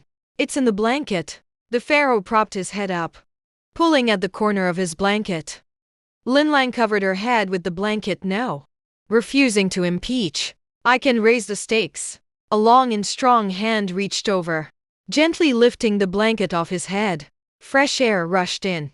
Lin Lang no longer had the blanket covering her face. Instinctively bit his outstretched hand. Ramses gasped in surprise. He helplessly pinched her face.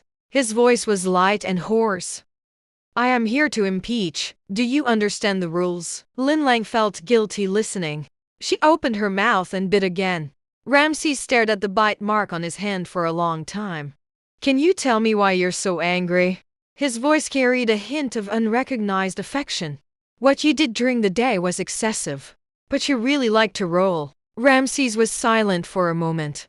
You have a lot of guts. You're the first to bite a mark on the pharaoh's arm, and to make the pharaoh roll. Lin Lang really didn't want to talk to him much now.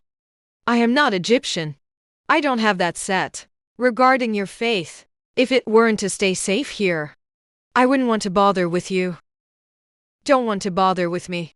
Ramses' voice finally sank down, faintly regaining the former majesty of the pharaoh.